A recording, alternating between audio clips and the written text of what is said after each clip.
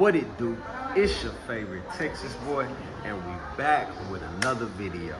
If you're new to the channel, please make sure you like, subscribe, check out all the videos, drop a couple comments.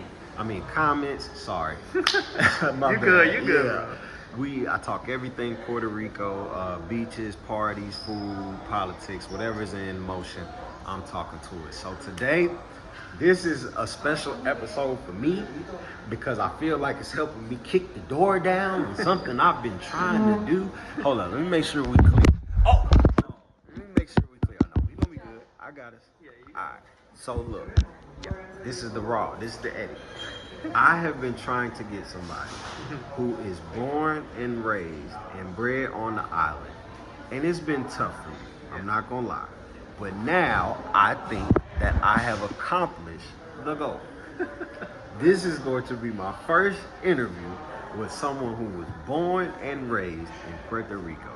And I'm going to try to get all I can, experiences, how he came up, where he's from, what it's like growing up in Puerto Rico. You know, and like I said, 3 segments. We're going to break it down, boom, upbringing, talk about what he does, and then how it works in Puerto Rico. We got a lot coming. So first and foremost, let me introduce a Christian Gonzalez, a web developer, a big-time streamer, a boyfriend, soon-to-be husband. All right, hold on. All right, okay. You be sounding like my parents right now. My bad. Let's not rush it. It hasn't even been a year. Yeah, I know. He dated my little Listen, sister. I ain't a military guy. I don't get married like that. You know what I mean? Hey, I like him already. I gotta learn the person. You know, I gotta get to know them like that. Yeah. And then maybe that'll be a conversation. For sure. You know I think y'all are doing well. Thank you. So we gonna get right into it. So first and foremost, Christian, thank you for being here. Of course, thank you I for having me. appreciate you for giving me this opportunity to interview you and kind of just learn some things about the culture from somebody who's actually from it. Right. I've been having a little trouble with that, so I appreciate you opening the door for me.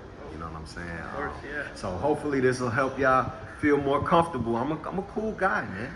I'm a cool guy. He's really cool. So first tell the people, where you from originally on the island of Puerto Rico, where you grew up, how was that? Right. Well, yo nací in Bayamón. I was born in Bayamón, Puerto Rico, and then but originally my parents lived in Guaynabo. Okay. Up in like the I forget the name of the condos there, but yeah, that's where I was born there. But I wasn't conscious. I was like 1 to 3 years old. Right. So I had no idea. Okay. And then we moved to Trujillo, Encantada. That's near someone, but it's more like on the mountainous area. But it's still metro. Okay. Yeah. Okay. And we live like in a little urbanization, like, but it's like connected to a bunch of urbanizations there. Yeah, okay. I've been living there my whole life. Okay. From 4 years old to now. From 4 to now. So I still live there with my brother. And say it again. Trujillo. Trujillo. Alto. Trujillo Alto. Yep. Okay, so he stays in Trujillo Alto.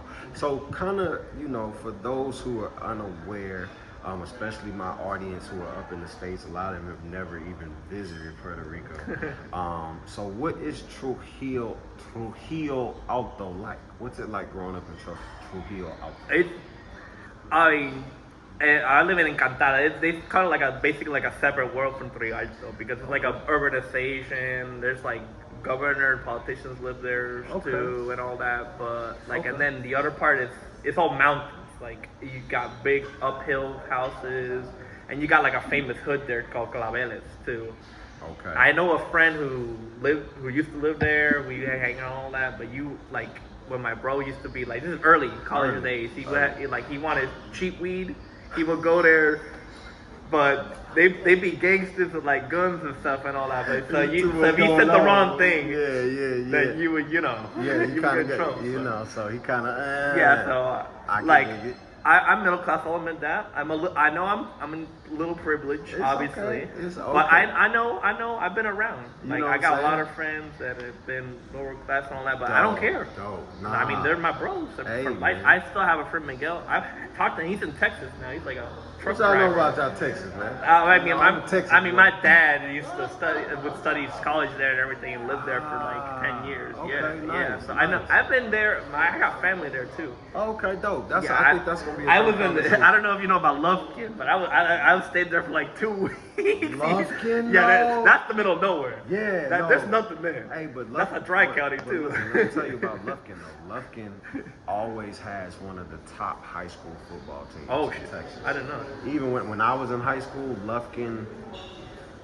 Did they win state that year? They might have won state. I can't tell you. My junior year high school or sophomore year high school. Right. But Lufkin is they all about football. Oh yeah. They all about football. So I mean, Texas loves football. They have so many teams. That's surprising. You even know that town. Like most. Well, because my uncle and they lived there. Right. And we were visiting. We stayed there for like 2 weeks, something like that. Yeah. Okay. And there's literally nothing to do there. Gotcha. My cousin, he went crazy.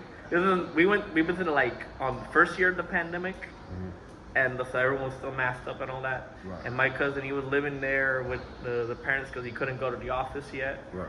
So he would have to drive out like 40 minutes just to get any liquor. Oh. Because it's on the edge of the city. Because it's Trout County. You got to drive out to the corner. That's a long way, brother. Yeah, he did that. That's a it's long crazy, way. Yeah. So let me ask you this.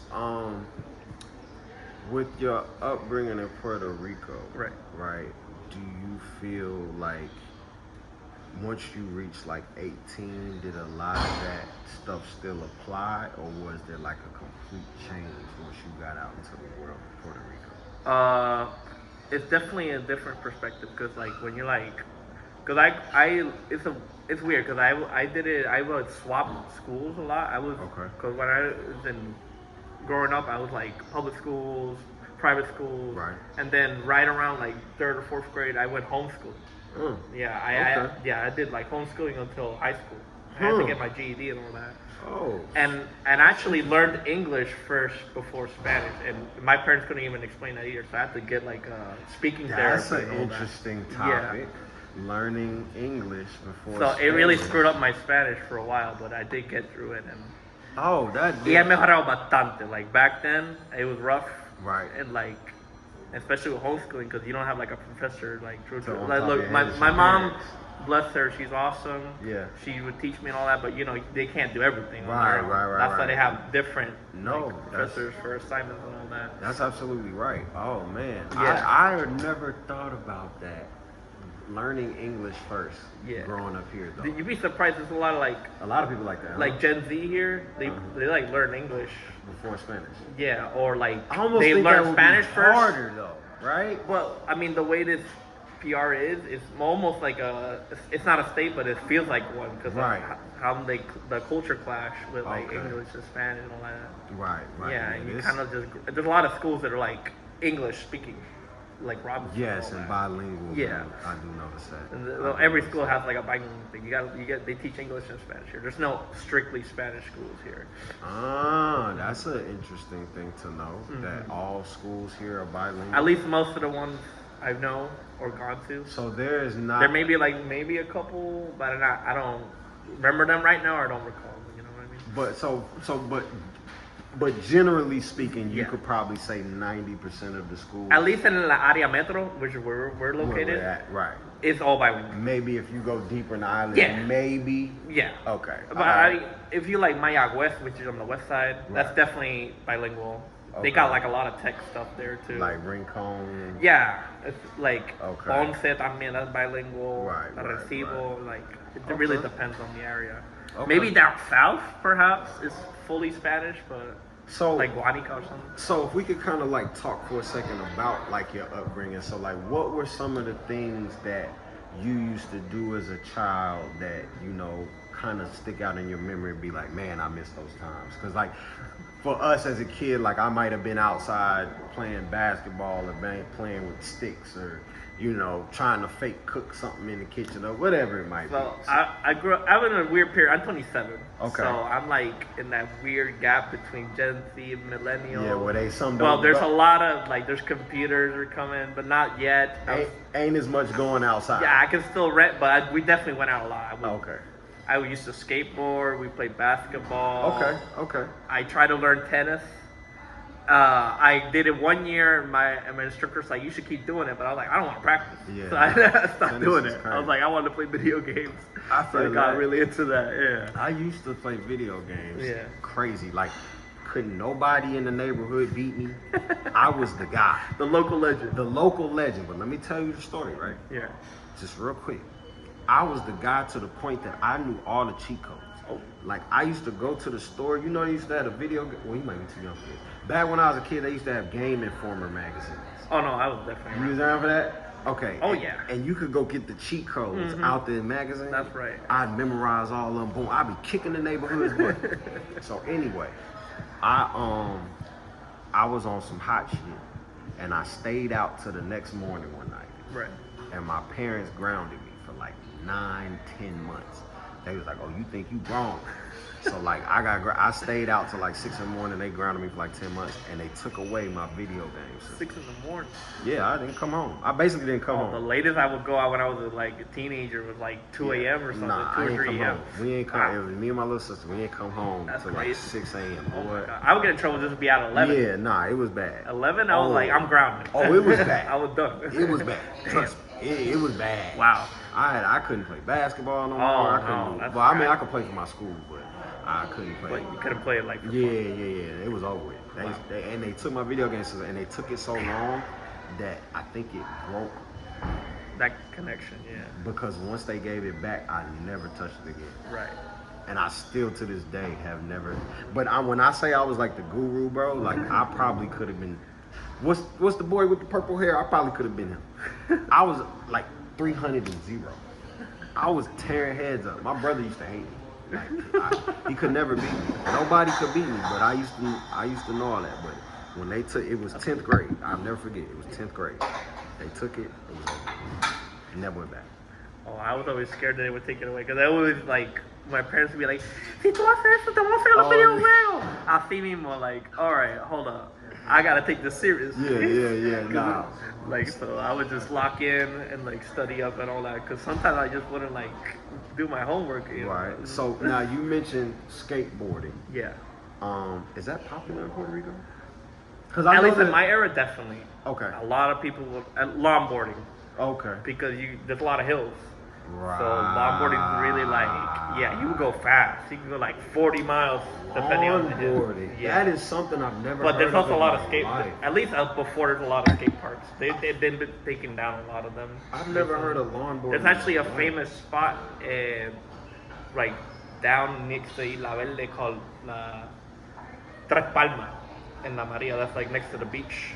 And that's a famous spot with like surfing and skateboarding and all that. Okay. Yeah, that's like. Cause see, I'm from the Texas. spot. You know, I'm from Texas, so we flatland. We ain't longboarding nothing. So Yeah. I had never even heard of that till today. Yeah, a lot of longboarding. There's obviously there's people with motor skateboards too. Where Right. To do the Sure. tricks. Yeah. You want to do tricks too. Do a ollie. Yeah, dude. You don't know how many times I practiced ollie. I think I messed up my elbow because Yeah, right. most definitely I've gotten some big falls. I know how to stay in my lane. Yeah, I know how to stay in my lane. Oh no, me and my boys back then we used to go up the big hill in Encantada because they have huge hills there. Because Trujillo's full of mountains, so there's a lot of hills. Okay. So we would go up, we'd be like, let's do this whole hill thing. If there's a tiny, we didn't see the bolt in the middle of the road. We crashed out. I fell on my back. I think I was fully blood all over it, scraped up. I think it was the last time I stopped doing it. Yeah, that'd have been my last time. I was. too, buddy. It was stinging when my mom had to apply the ointment. That'd And all have that. been No, my I was last done. time, I was too. out for weeks. Now I seen my homeboy. I saw the one time I thought I wanted to start riding motorcycles. God sent me my homeboy with his back skinned off. I said, never will I ever. I knew I never wanted to ride motorcycles, but in college I actually thought, I was like, you know what, I might want to give it a try. Right. And like a week later, God sent me my homeboy with his whole back scraped off. I was like, yeah, I'm cool. I don't need to learn the lesson. You're right. I'm all right. You know Yeah, what I'm I saying? understood. Yeah, it's cool. So, yeah, man. So, got brothers, sisters? I have one brother, older brother. One older brother. Yeah. And when he was growing up, was he kind of into the same things you were into growing up? He actually would get me into a lot of things. Okay. Like all right. we would get into the same games. He got me into like fighting games and all that. That's how I kind of got invested into that culture in the like first that, place. and Yeah. and also into streaming. Yeah, basically, it was thanks to my brother that I even doing that in the first place because he got me into that. And shout out your brother. What's your brother's name? Michael. Michael Gonzalez. Shout out my boy. Yeah. Actually, him and his brother also participate in live streaming down here in Puerto Rico for a team that's called Red Rooster. That's right. Yeah. The Red Rooster gang. Shout out all the Red Roosters out there. Yeah, I'm talking about. I know y'all be clicking it up. Nah, but he's a big part of that. How long have you been into streaming?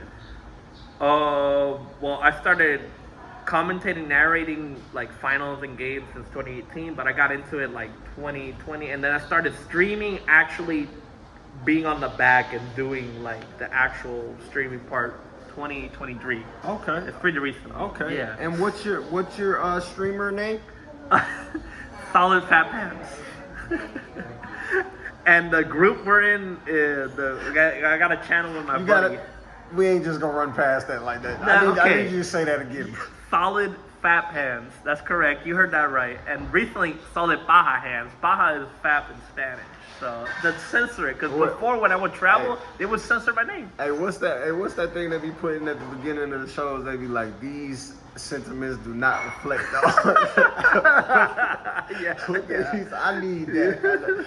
But nah, it's all for the game. But it's a silly tag. I didn't think it would stick around. Yeah, you know, I was like in 2014, I was like, oh, what? I tried to be an edgy teenager, like, oh, my name's Solid Fat Pants. With the internet today, and then it stuck around, like, oh, wow. Yeah, I guess I'm that guy. With the I'm internet. fat. You gotta hear Moto call me out. If you don't know who Moto is, he goes like, yo, fat, come here. I need you. Hey, yo, that's how he does it. That is fucking hilarious, yo. This is gonna be a great interview. I can already tell. So as you can see, first and foremost, Christian Gonzalez, born and raised in Trujillo, Alto, Puerto Rico. Grew up with his brother, his mother, his father. They were in a middle class upbringing here in Puerto Rico.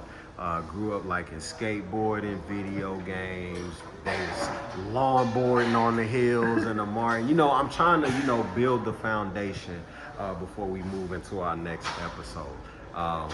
He's a streamer for one of the more popular. You said it was the number one. It's the number one esports team in Puerto Rico. The number one esports team in Puerto Rico, Red Rooster, Mr. Fat Pants here. You know what I'm saying? So yeah, we're just building a foundation. I feel like this is a great start for the interview. Just kind of trying to, learn someone who's really from here. Yeah. We're gonna talk culture. We're gonna talk food he likes. We're gonna talk all types of stuff, but this is just the introduction. So y'all make sure that y'all tune in. If you could give them your social medias or your Twitches or your anywhere they can find you on stream, so they can just start to kind of like Sure. check you out. I'm the most active I've been is in Twitter, actually. Okay. And that's my bad. Yeah, Elon was finna get you. No, Elon. I mean, he can do whatever he wants. That's Twitter. He can do whatever he wants. I feel the Him same with his way. saluting. Nah, I'm good, bro. Yeah, bro, we're gonna That's talk crazy. about that too. That's crazy. That was wild. Yeah. My boy Buddy was tripping. He thinking it's 1940s. Yeah, well, shit. We gonna talk about that later. All right, that's for another topic for another day. conversation. But anyways, yeah, you can find me on Twitter. Hold on, let me. Yeah, I forget my @ because I only look at the name. Yeah, you know what I'm So let me saying? pull that up real quick. Hey, actually, I don't remember my Twitter. It should be at Solid Baja Hands. So it's SOLID PAJA Hands. Paja hands. Yeah, Baja. And I already explained Baja is fat in Spanish, so.